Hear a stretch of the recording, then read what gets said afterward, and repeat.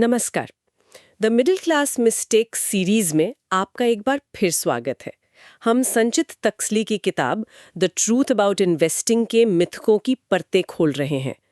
पिछले एपिसोड में हमने एक बहुत ही आम आदत पर बात की थी। हाँ, नुकसान वाले निवेश को पकड़े रहना और छोटे मुनाफे लेकर निकल जाना। बिल्कुल।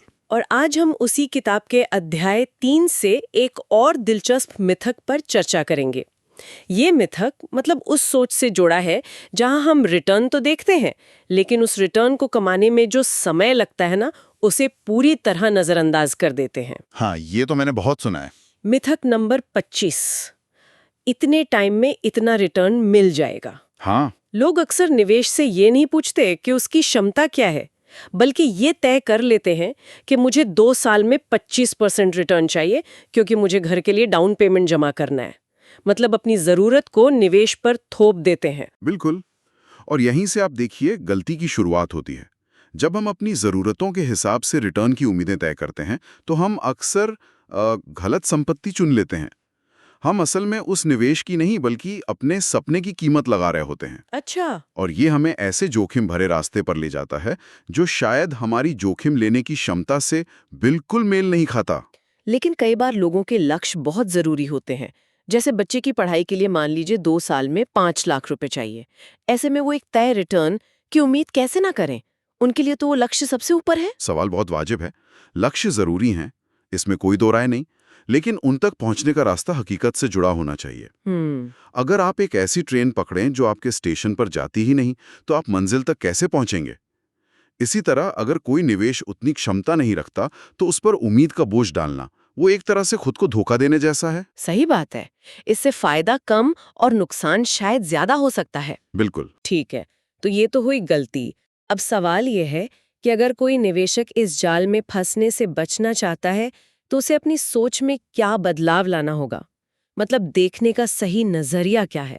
नजरिया बदलना होगा कितना मिला से कितनी तेजी से मिला पर। इसके लिए हमें सिर्फ निरपेक्ष रिटर्न यानी एब्सोल्यूट रिटर्न पर ध्यान नहीं देना चाहिए, खासकर जब निवेश 1 साल से ज्यादा का हो। 1 मिनट, ये निरपेक्ष या एब्सोल्यूट रिटर्न सुनने में थोड़ा मुश्किल लगता है। क्या आप इसे एक आसान उदाहरण से समझा सकते हैं? हाँ हाँ, जरूर। एब्सोल्यूट रिटर्न मतलब देखिए, सीधा सीधा मुनाफा। आपने 100 रुपए लगाए, वो 150 हो गए, तो 50 रुपए का मुनाफा हुआ, यानी 50% का एब्सोल्यूट रिटर्न। अच्छा। ये सुनने में बहुत अच्छा लगता है ना? हाँ, बहुत अच्छा। लेकिन अब मैं आपसे पूछूं कि ये 50% मुनाफा 1 साल में मिला या 5 साल में? हाँ, इससे तो सारा खेल ही बदल जाएगा। अगर 5 साल में मिला तो फिर उतना खास नहीं है। एग्जैक्टली। यहीं पर वार्षिक रिटर्न मतलब एनुअलाइज रिटर्न की अहमियत समझ आती है। अच्छा। यह हमें बताता है कि हर साल औसतन कितना फायदा हुआ।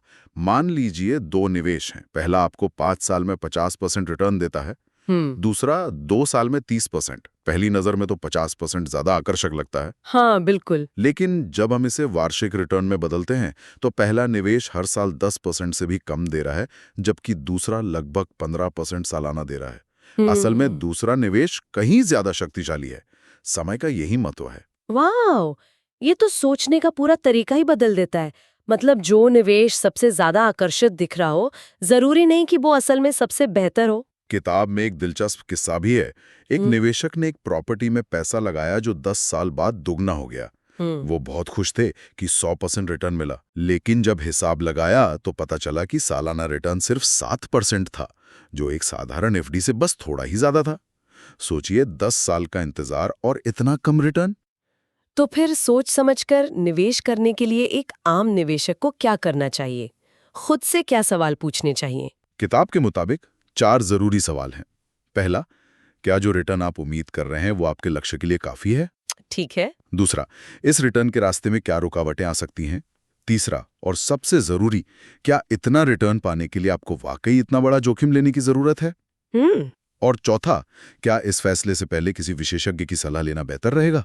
तो आज की चर्चा का सार ये है कि रिटर्न की रकम के साथ साथ समय का कांटा भी देखना उतना ही जरूरी है। हाँ। समय को नजरअंदाज करना हमें एक ऐसे रास्ते पर ले जा सकता है जहां मंजिल दूर और जोखिम ज्यादा है। और ये एक महत्वपूर्ण सवाल छोड़ जाता है, क्या हम अपनी छोटी अवधि की जरूरतों को अपनी लंबी अवधि की वित्तीय सेहत पर हावी होने दे रहे हैं? और इस अधीरता की छिपी हुई कीमत क्या है? अगले एपिसोड में हम मिथक 26 पर बात करेंगे।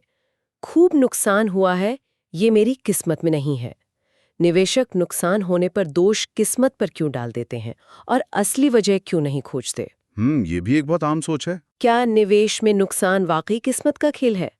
इन सवालों के जवाब जानने के लिए अगला एपिसोड जरूर सुनिए। फाइनेंशियल लिटरेसी की इस यात्रा में हमारे साथ बने रहिए। जय गुरुदेव।